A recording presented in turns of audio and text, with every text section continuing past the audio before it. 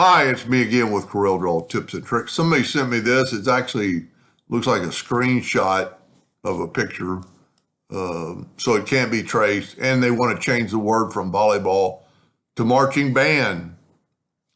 I kind of did it real fast. It's not exactly like this. I'm going to think about how to do this and maybe do this tomorrow. But I thought I'd at least give them a little insight on how you could do something like this. And I see some problems and things I should have done better. But we're just going to try to reduplicate that. And if you look, I have a yellow box because he had not gotten back to me whether he's going to print it. I'm sure a camp you're going to print on a t-shirt.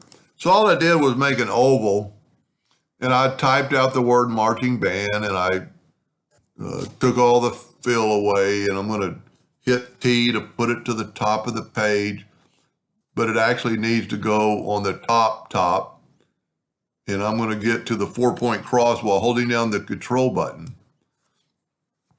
Now, I want it right there, but I'm going to take this away for just a second, and all I did was just make another circle, so Control D, while holding down the Shift key, I just made another oval. And for just a second, we're going to nudge this out of the way. Doesn't really matter. We're going to take both these and hit P and put it in the center of the page. I don't have to worry about nudging that. I'm going to make a void or a pocket. I got the wrong tool. I'm going to take the 2-point line tool, and I'm going to make a line. I'm going to hit P. I actually need to go all the way to the top, so I'm going to extend that line and then hit P. Then I'm going to rotate, I just guessed 45 degrees. Control D and make a duplicate and then mirror it. So I've got a shape, but it's going to be hard to envelope this shape into that. So what we need to do is put some sides on it. Volleyball would have been a little bit easier than the one marching band, but this should work. Grab that intersection, hold down the control button, and make a perfect. And then you can always move that line with the 4-point cross if you don't get it right the first time. I'm having a little bit of problem there. 4-point cross, it should snap right to that intersection. Now I'm going to control or hit the plus key on the keyboard while holding down the control button. If you watch, that thing will go right across. I need to make sure I'm there, and I'm not. So with the 4-point cross, I want to have a snap to it. Now I'm going to take away these two lines.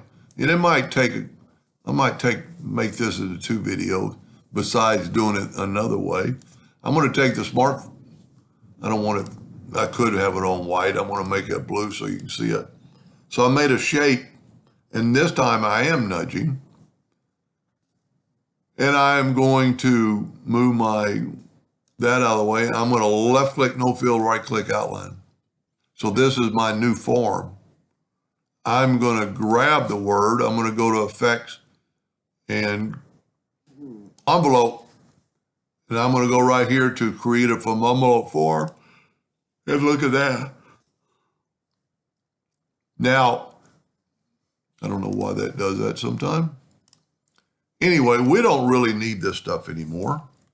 And I'm just going to hit P and put that in the center of the page. I do want those circles, but I don't want all these other lines. And really, I just need the inside circle. But I'm going to put this in the center of the page. Because what I want to do, I'm going to make my bands of lines with that same arch. So I'm going to put that like about right there. In this, you could have as many as you wanted to. So I'm going to grab this and Control D. While holding down the Shift key, it'll grow from the outside. And then Control D, Control D, Control D. And I am going to do this tomorrow. I'm just running out of time tonight. Now what I would do is take my wording out of the way. I would group this together. And this is one group. I'm going to nudge it back. I'm going to make 2 copies of this. I'm going to hit the plus key on the keyboard and nudge it out of the way. Because now I want to take this and I want to intersect it because I want that middle part of bands because it's going to be a lot easier to fill them in. And the reason I wanted them like that, and I'll show you in just a second. Let me move these out of the way. Now we're going to bring in our yellow box here. And I'm guessing he's going to be using the school color. So we're going to go blue, blue, blue, blue. And this is going to take a little bit of time. But the intersection tool is going to stop any leakage because these are actually individual parts. Sometimes when you do it off those circles, you'll have some bleed. And I'm going to go ahead and don't have to really fill them in with white. We're going to try another trick here in just a second. And then this is where you'd want to really pay attention to where you put your lines, make it look the best. And we're going to finish up here. And remember, I made a copy. And hopefully that's going to help us. Because the top part is missing and it's going to be white. Everything I'm not coloring in is going to be white. And the way we can do that is to take these letters and I'm going to make another copy of them and put them over there. I am going to make all this white. And I'm going to take away the outline. Well, yes, I do want to take away the outline. So look at that. Now those letters are like that. And the only thing I just noticed on his that I did not do, that I will do maybe on the second part of this, is put a kind of a shadow effect underneath that. And that's why you always want to make a copy. So then maybe with this one, I'm going to turn it blue and I'm going to make it like,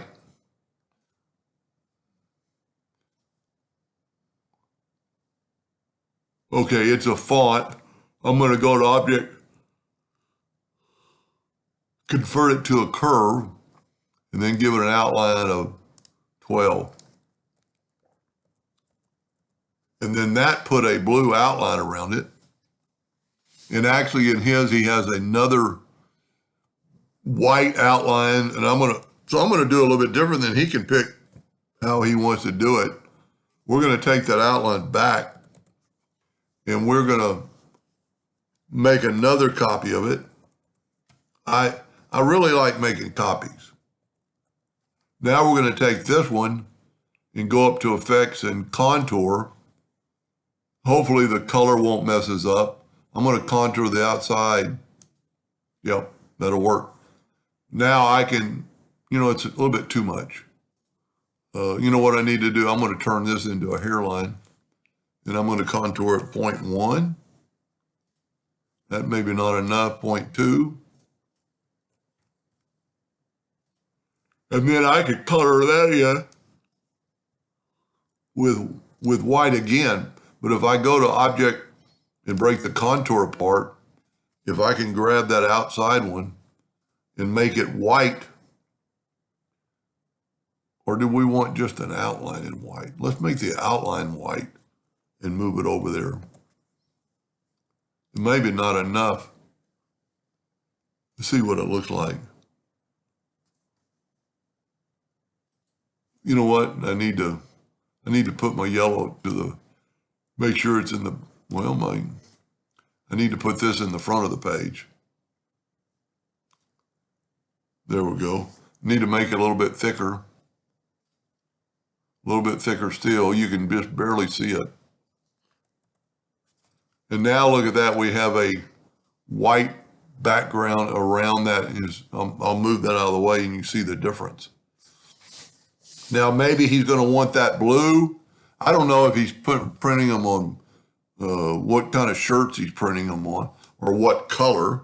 If you print them out on blue, you don't have to do anything. You don't have to color that in because the blue, you're just going to print the white. So I'm just going to go over and do this late view part.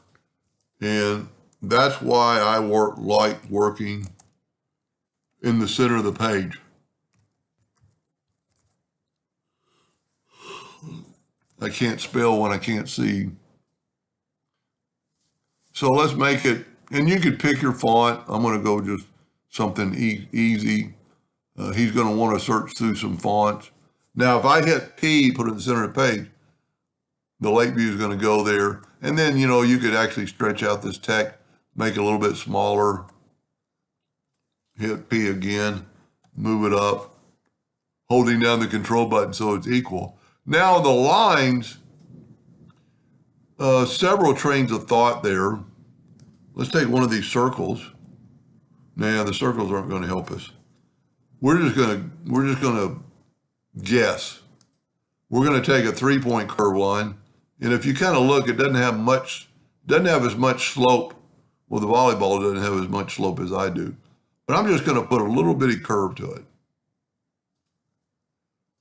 And then I'm going to take this and make this like 36 points. I'm going to go up to Object and convert the outline to an object. And then I'm going to left click, right click. And how I'm going to get that point is I'm going to take these two nodes away. And I'm going to take this node and just slap it right there. I want it right on that point. And then you could change, you know, this. Now, we can fill that in with blue and take away the outline. Control D and make a duplicate. Mirror it horizontally. Take that, any part of it with a 4-point cross, and hold down your control button. And this is something you could eyeball, or you could actually, you know, bring in an indexing line and, you know, measure them or bump them. You know, let's say, let's do it. And then I'll stop this point. Parallel dimension tool. I'm going to go from that node. Okay, I'm using somebody else's file and they do not have snap to guidelines on. So I'm going to snap to guidelines. Grab my parallel dimension tool. I'm going to go and delete that line. And I'm going to grab my parallel dimension tool again and go from that node to that node, and we're 6.15 inches. Let's see how close my eyeball was.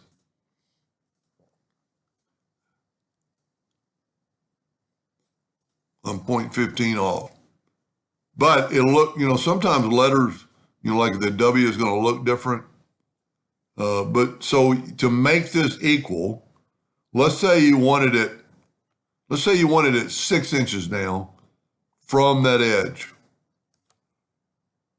All you have to do is change your nudge factor to 6.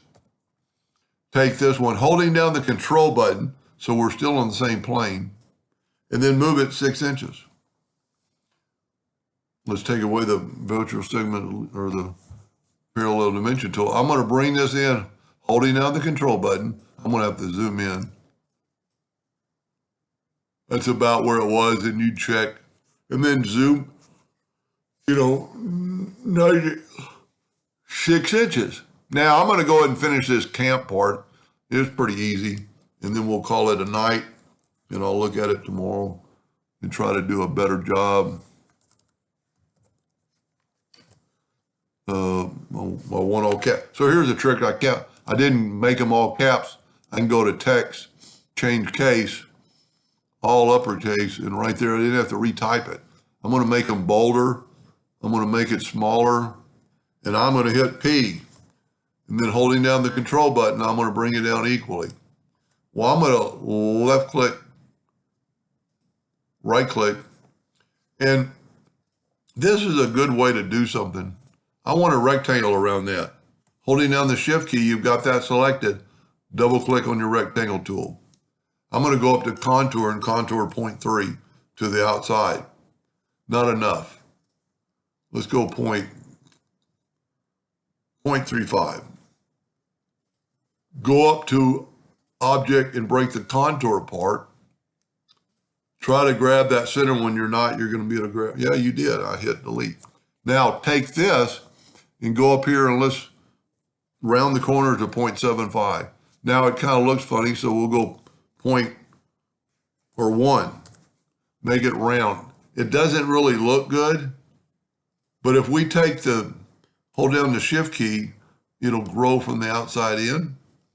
And then we're going to take the Smart Fill tool and fill that in.